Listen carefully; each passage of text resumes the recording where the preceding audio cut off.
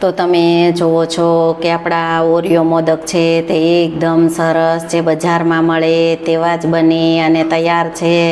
Hello friend, તો તમારું સ્વાગત છે મારા રસોડામાં। તો આજે હું તમારી સાથે શેર કરીશ ઓરિયો મોદકની રેસીપી। તો ચાલો શરૂ કરીએ રેસીપી।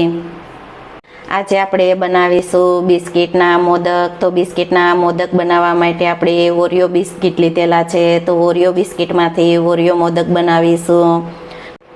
તો આપણે જે આ બિસ્કિટનું ક્રીમ છે એ ક્રીમને કાઢી લેશું અને બિસ્કિટ આપણે અલગ કરી લેશું। બિસ્કિટમાંથી ક્રીમ કાઢી અને તૈયાર કરી લેશું।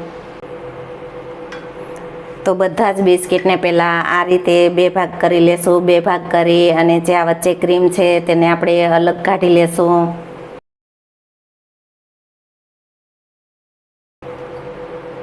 તો આપણે ચાકાની મદદથી આ રીતે જે વચ્ચેનું ક્રીમ છે તેને આપણે અલગ કરી લેશું। તો આ રીતે આપણે બધા જ બિસ્કિટમાંથી ક્રીમ કાઢી અને તૈયાર કરી લેશું। તો આ રીતે આપણે બધા જ બિસ્કિટમાંથી ક્રીમને અલગ કાઢી લેશું। તો તમે જુઓ છો કે આપણે બિસ્કિટમાંથી જે ક્રીમ છે તેને આપણે કાઢી અને અલગ કરી લીધું છે। તો તમે જોઈ શકો છો।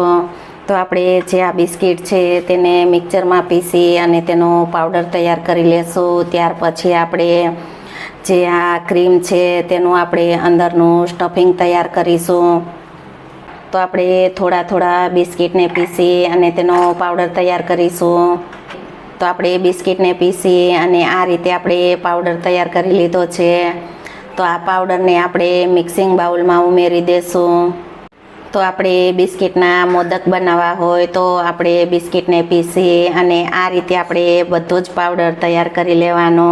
તો આપણે બધા જ બિસ્કિટને પીસી અને પાવડર તૈયાર કરી લીધો છે। તો આપણે બધા જ બિસ્કિટને પીસી અને આપણે પાવડર તૈયાર કરી લીધો છે। તો તમે જોઈ શકો છો। તો તેમાં આપણે થોડી ખાંડ અને થોડું દૂધ ઉમેરીશું। તો આપણે 1 ચમચી દળેલી ખાંડ ઉમેરીશું।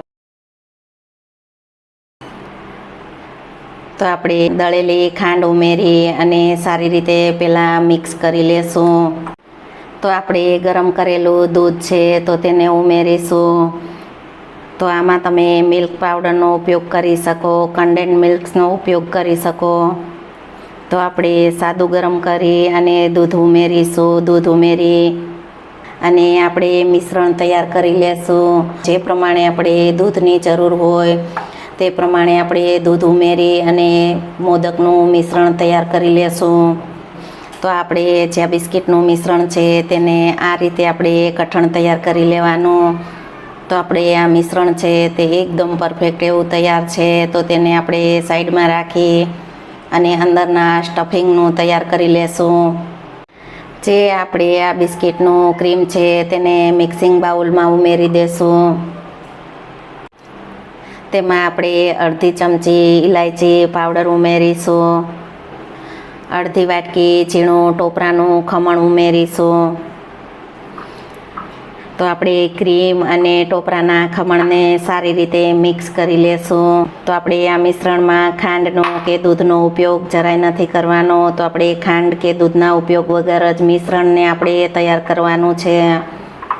તો તમે જુઓ છો કે આપણે જે આ સ્ટફિંગનું મિશ્રણ છે તે એકદમ સારું એવું બની અને તૈયાર છે। તો તમે જોઈ શકો છો। તો આપણે જો આ મિશ્રણ બનાવવામાં નથી આપણે ખાંડનો ઉપયોગ કરેલો કે નથી આપણે દૂધનો ઉપયોગ કરેલો। તો દૂધ અને ખાંડના ઉપયોગ વગર જ આપણે ક્રીમ અને ટોપરાના ખમણનું સ્ટફિંગ તૈયાર કરેલું છે। તો આપણે મોદક બનાવી લેશું। તો આ મોલ્ડમાં આપણે અંદરથી ઘી લગાવી અને તૈયાર કરેલું છે।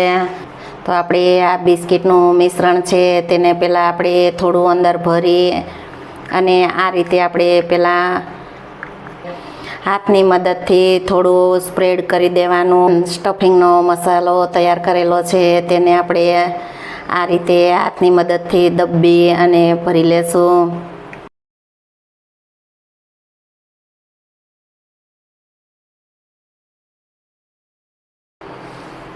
તો તમે જુઓ છો કે આપણા ઓરિયો મોદક છે તે એકદમ સરસ પરફેક્ટ એવા જ બનશે।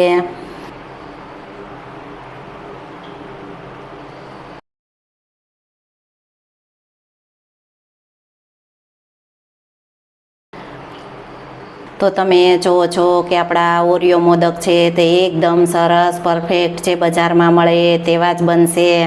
તો તમે જોઈ શકો છો તો છે ને એકદમ સરસ છે. તો આ રીતે આપણે બધા જ મોદકને પહેલાં બનાવી લેશું. તમે જુઓ છો કે મોદક આપણા બધા જ બની અને તૈયાર છે.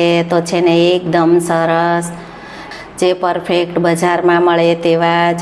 જો તમને આ ઓરિયો મોદકની રેસીપી ગમે તો વિડીયોને લાઇક શેર સબસ્ક્રાઈબ કરજો.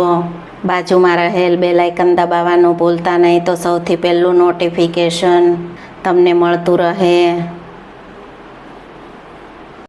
તો તમે જુઓ છો કે આપણા ઓરિયો મોદક છે તે એકદમ સરસ જે બજારમાં મળે તેવા જ બની અને તૈયાર છે. તો ચોક્કસથી તમે એકવાર આ રીતે મોદક બનાવવાની ટ્રાય કરજો.